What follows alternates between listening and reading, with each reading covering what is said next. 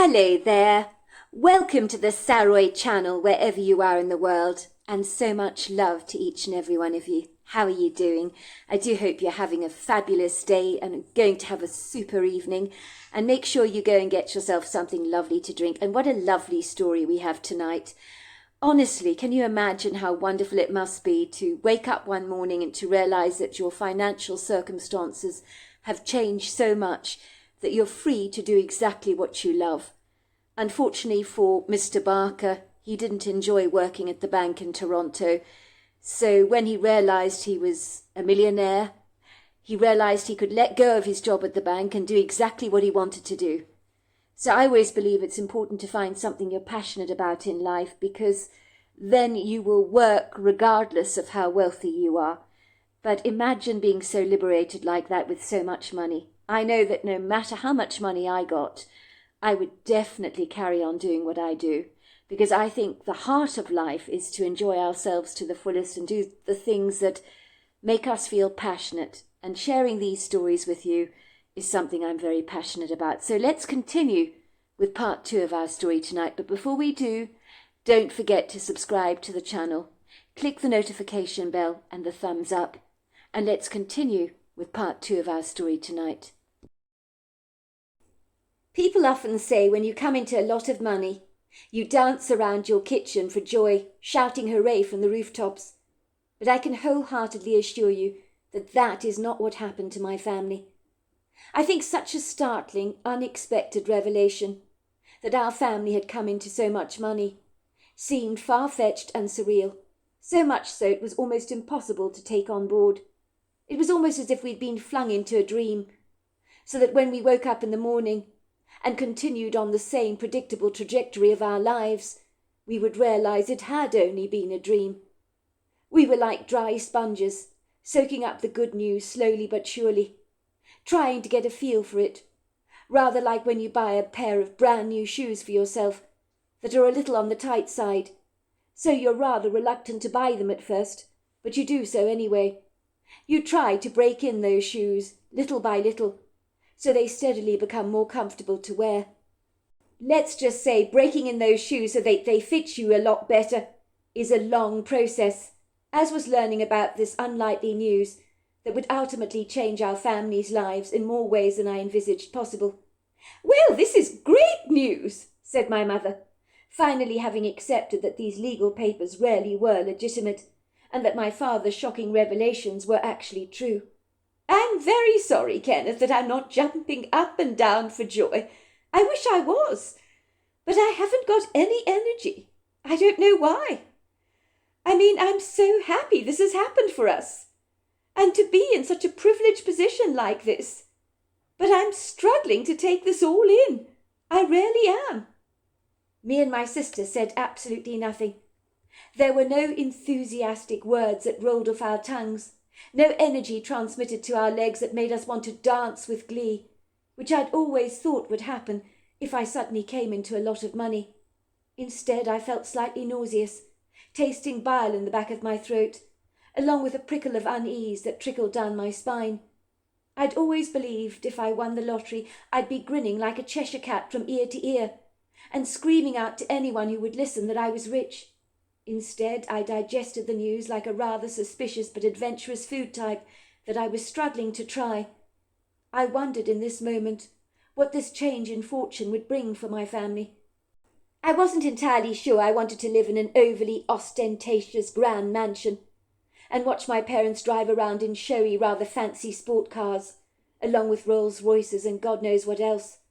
Theoretically, on paper, that might sound very good, but when reality strikes you down, sometimes the most attractive apple in the fruit bowl is the one that you're well acquainted with, but a brand new flavour that you've never tried before may make you reticently wary to try. For by nature we're comfortable with what we're used to, and change can be very challenging. "It's natural to react like this," said my father, glancing from my mother to me and my sister, with sympathy in his eyes. "You should see how I reacted at the attorney's office. It's going to take a while to get our heads around all this, so I'm not expecting you to dance around the kitchen for joy. Far from it, in fact. That may happen in the movies. but not in real life. Money means change, and change can be challenging at the very best of times. I tell you what we're going to do. Let's forget about our change in fortune, shall we, for a moment? We'll continue our lives as if nothing has happened. Let's order pizza tonight from the takeaway. Let's have a relaxing evening in and watch some movies on television. Sooner or later, and slowly but surely, we will come to terms with the shift in our circumstances.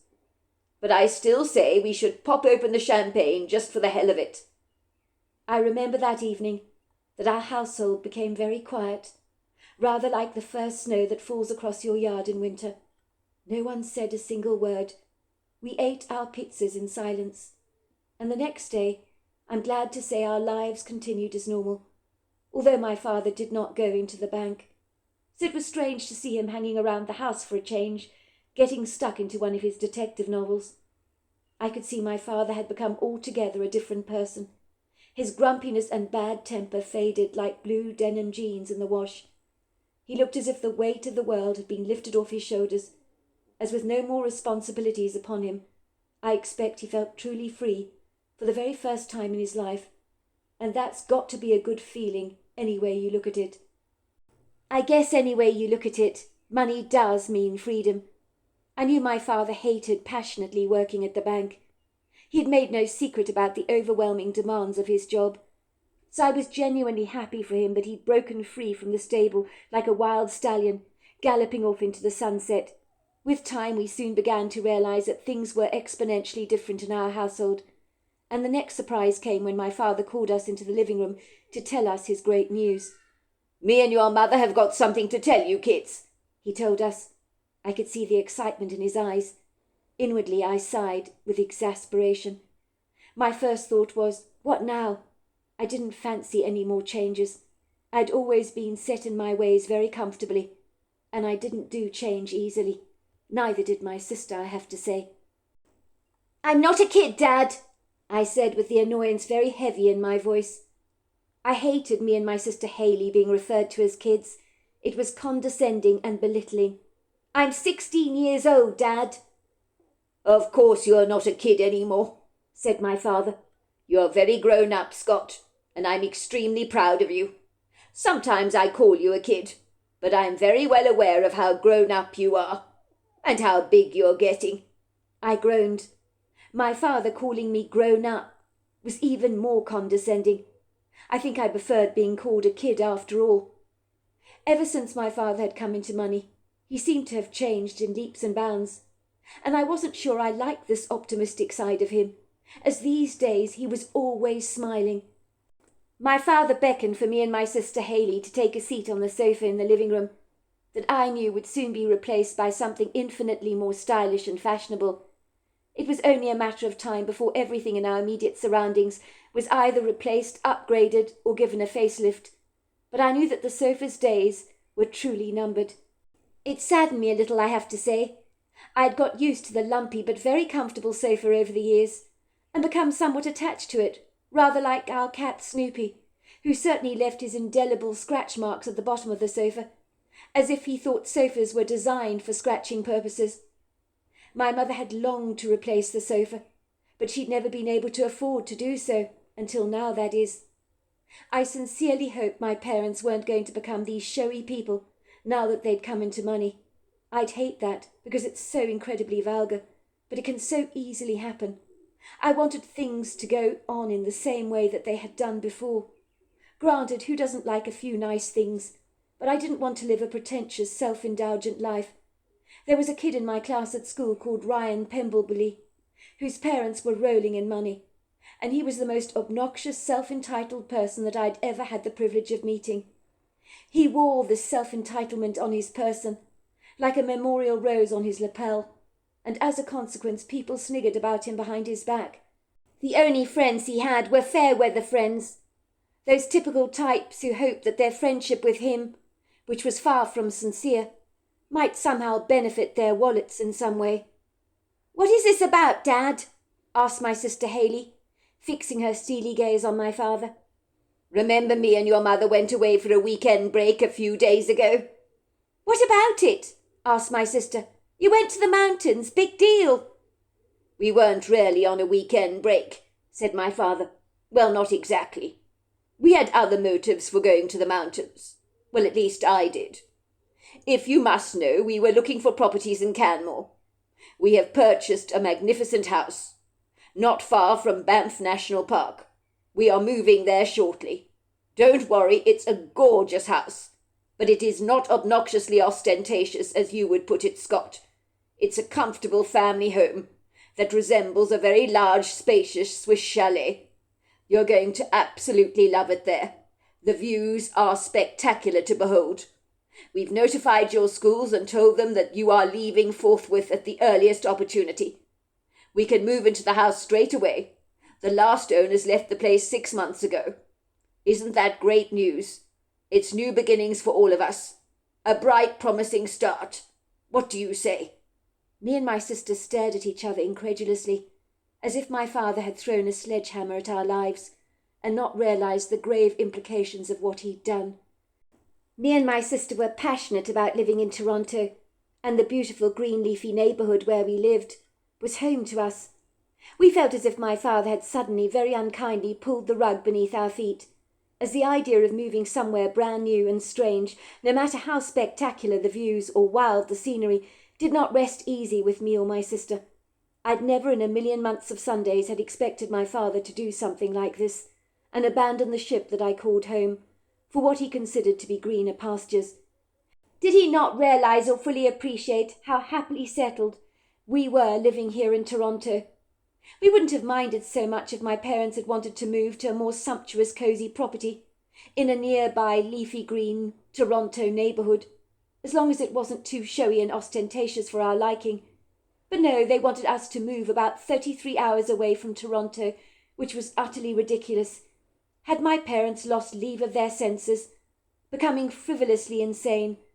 And what on earth was their sudden fixation over the mountains of all things? My dad had given up his job at the bank, and now he had become recklessly ambitious about choosing to move far away from everything we knew and loved. I was clandestinely wishing that Horace Barker, whoever he was, from the Hebrides in Scotland, had not died so fortuitously, and subsequently left my father all his money. Now we had to put up with our parents playing Russian roulette with our lives, as if we were no more than little pawns on a chessboard that they could move at will. I was sure moving to Canmore would be as boring as watching paint dry. Yes, it had beautiful mountain views and was a quaint town that was popular with the tourists, but living in such a place did not tickle my fancies one little bit. My sister Hayley, I hasten to say, felt exactly the same way as I did, so I was in good company there. I noticed her extremely expressive face wore her feelings as unambiguously as a translucent pane of glass that had become as stormy as a thundercloud. She gave my dad such a formidable, fierce, objectionable, laser-like glare that could potentially have penetrated bone, marrow, and sinew. I, on the other hand, stood there like a prize lemon, my eyes bulging like that of an insect with compound eyes. My mouth hung open so wide, I looked as if I was desperately trying to catch flies. I slowly digested this unpalatable news with a sober horror. Moving away from Toronto was a horrible thought to me, and I couldn't believe my parents had made such an outlandish, reckless decision on our behalves, as nothing about this move was remotely practical or even sensible. I had made a handful of very close friends in Toronto, and I didn't make friends easily. I enjoyed sports at school and other extracurricular activities besides, and these enjoyable enterprises were all being catastrophically snatched away from me on a whim, all because coming into money had made my parents completely lose their marbles and abandon rational thinking. "There is no way I'm leaving my school," my sister cried out indignantly. "I've got lots of friends, and Wendy Markham is my best friend. I'd never find a friend like her in a tin-pot town like Canmore. Are you kidding me? No, thank you very much, Dad.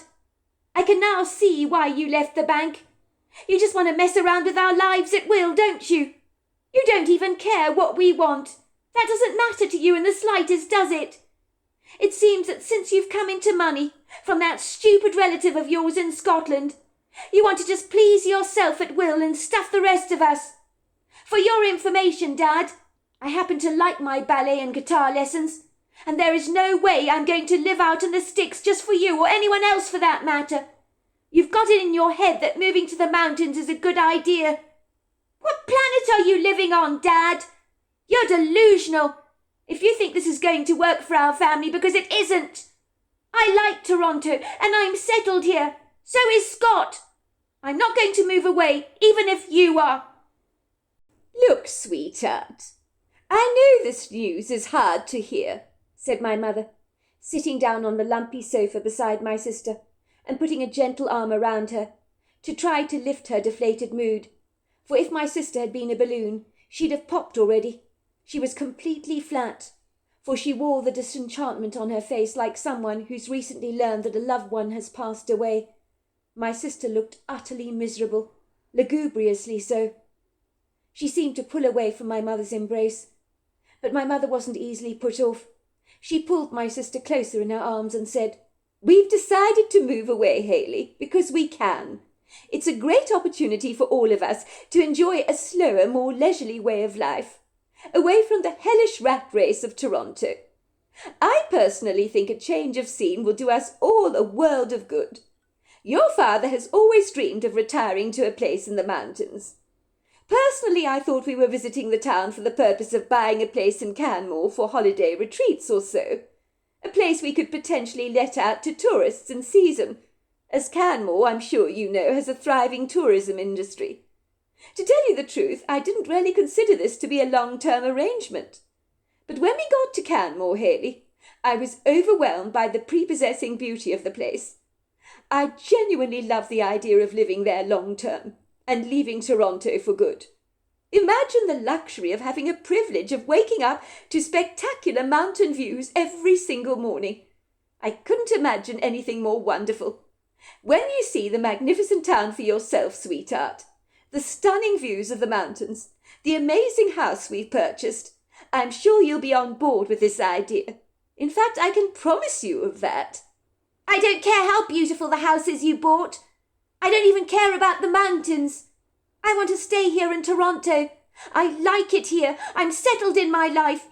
You seem to think it's all right to kick me and Scott out of our schools just because you want to move to some stupid place in the middle of nowhere. Thanks, Mum, but no thanks. I thought when you got rich, life got better. But no, you want to take me and Scott away from everything we know and love. If you wanted to move, why didn't you buy a bigger property in Toronto, like a normal person would have done in your circumstances? I wish Dad had his job at the bank and that this rich relative hadn't left you all his money, as everything is so messed up now. It's not fair that we should be forced to leave Toronto like this. This is our home, and I like it here. I really like it here, and I'm not moving." "I agree with Hayley," I interjected. "Moving away from here is a crazy idea. Stupid. I don't want to leave Toronto either. If you and Dad like Canmore so much, why don't you move there without us? We'll be fine without you. We're old enough to look after ourselves.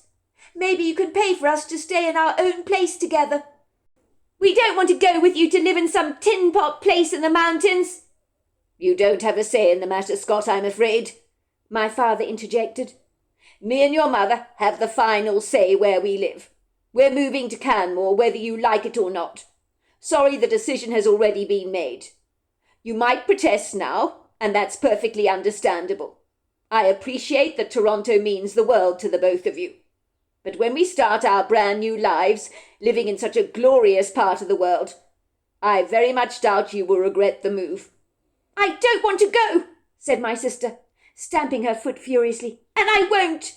You can't force me to do what I don't want to do. I'm old enough to make my own decisions." "Sweetheart, I know this is very upsetting for you, as you've been thrown right out of your comfort zone. Let's not kid.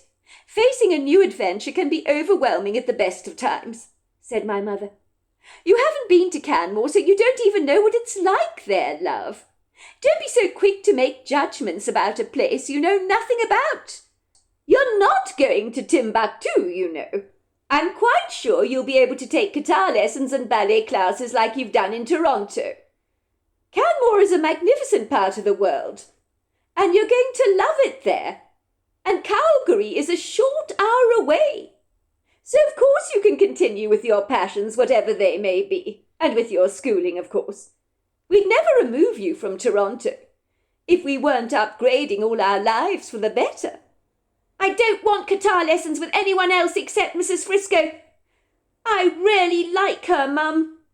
I agree with you, dear. Mrs. Frisco is an exceptionally good teacher. But she's not the only good teacher out there. I'm sure they have great guitar teachers where you're going. Others equally as proficient, even better than Mrs. Frisco. You don't know. Canmore is an idyllic part of the world, and me and your father have found a magnificent place for us to live in. On a large plot of land with wood groves of tall, lofty trees and exquisite mountain views. There's even a stable block on the property. Maybe you can get a horse and start horse riding. Imagine how much you would love that, Haley.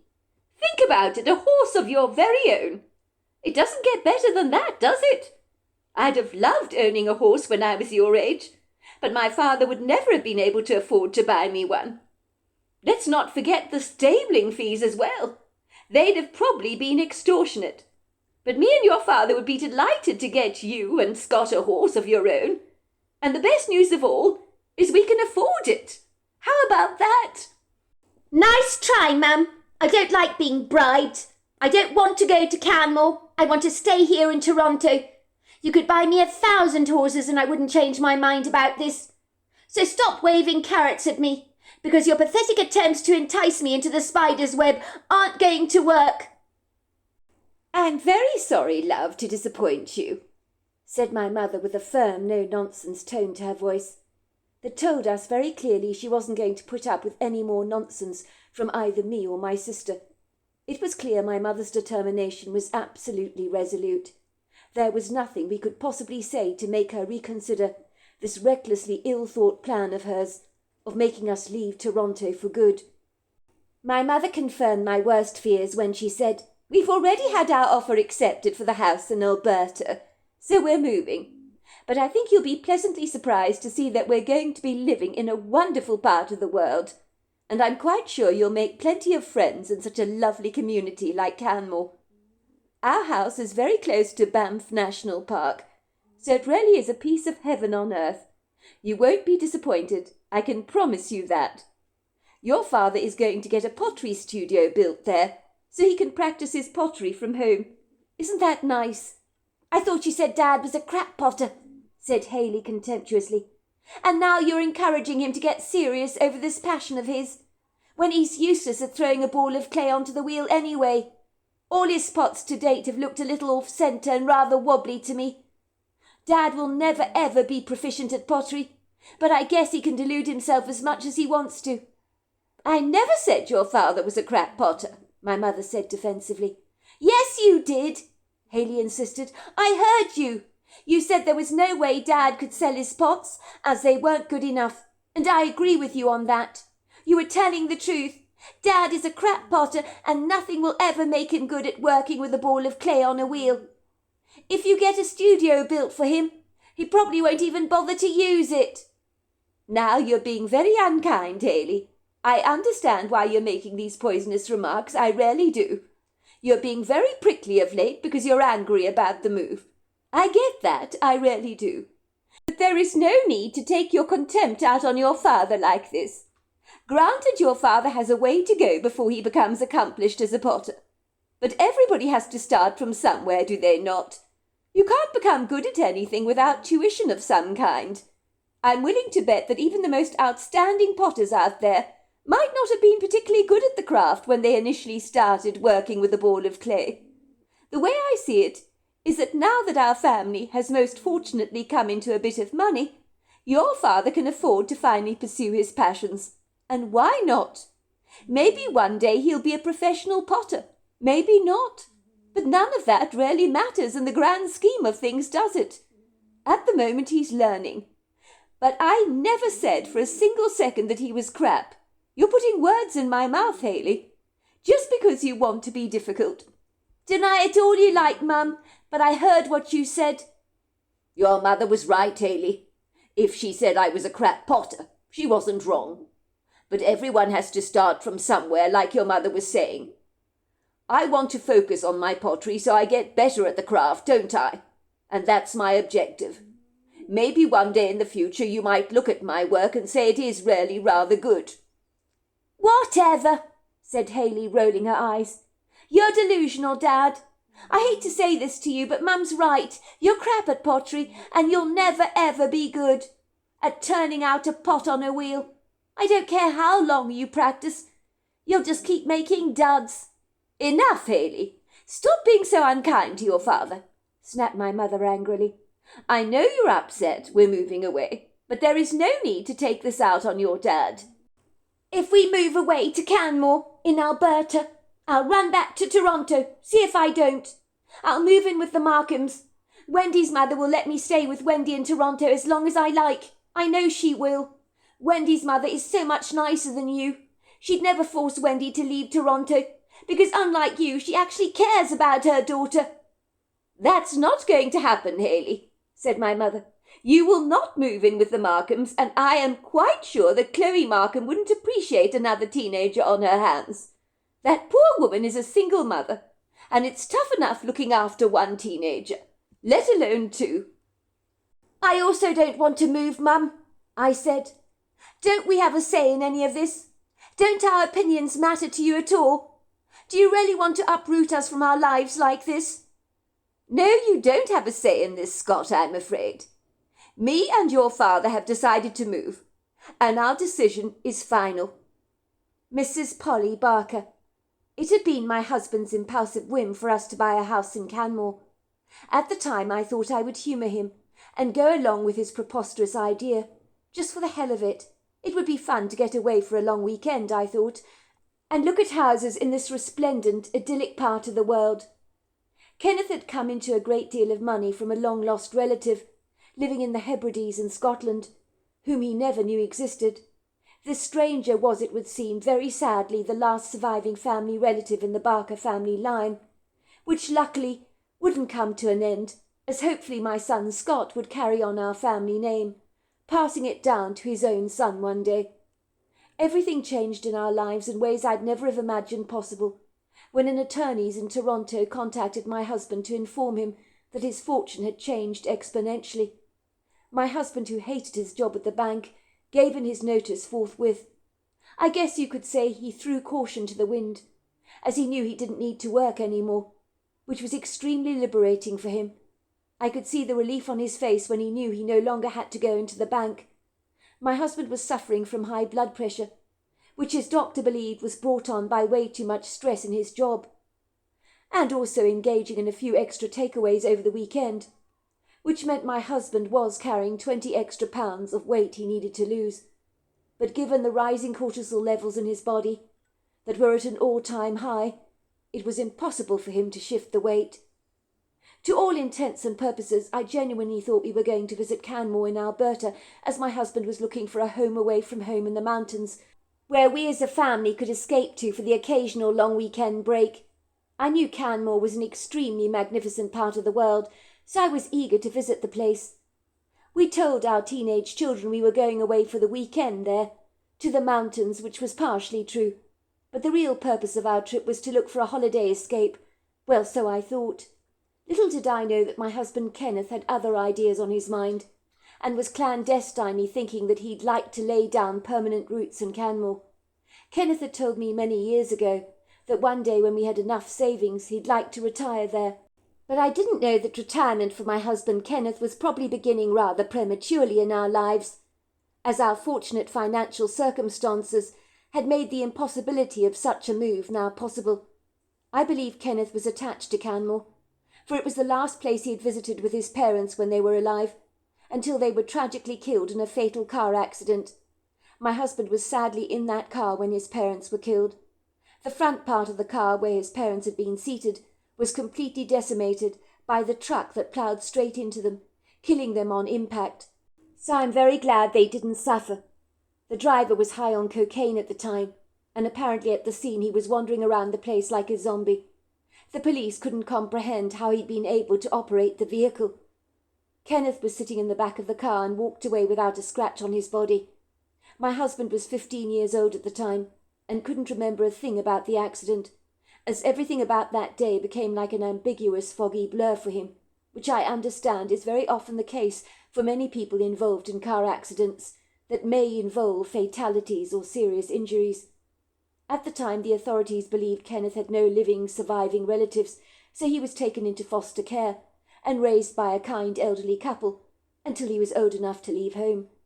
I think it hit him rather hard losing his parents in such a cruel way, but my husband was always a survivor and rose above the storm. But I know memories of the last holiday he spent in Canmore with his parents were never very far from his mind. I think visiting Canmore helped my husband to feel close to his late parents, so it didn't surprise me at all that subconsciously he had developed an attachment to the place. My husband had spoken about Canmore so many times that I subconsciously almost felt as if I'd been there, but nothing prepared me for what a magnificent part of the world it really was. My husband had spoken to an estate agent called Nellie Neeson, who had agreed to show us around a handful of properties in and around the Canmore area. She was a sweet woman in her 40s who greeted us warmly and showed us around several houses that really didn't tick any boxes for us. I'm of the resolute opinion that you should walk into a house and be easily able to imagine yourself living there, but I can't say I felt that about any of the houses that Mrs. Neeson showed us around. I think the estate agent could sense that we were a wee bit disillusioned and dreadfully disappointed by what we were seeing, so she asked us what it was we were looking for exactly. I'm not too worried about the price, my husband told her, trying not to give away the fact that he did possess rather deep pockets, as that might encourage Mrs. Neeson to show us properties where coziness had been stolen away by pretentiousness, so that all charm was deleted from the place in a horrible showy way, and we absolutely didn't want that. I just wanted a beautiful wooden home in the mountains, something that possibly looks a little like a Swiss chalet, that's sitting on a sizable piece of land, that has got spectacular mountain views. Was that too much to ask, I secretly wondered. So there we are, that's the end of part 2 of our story. Part 3 is tomorrow night, and I look forward to you joining me then. Until next time, goodbye and good night.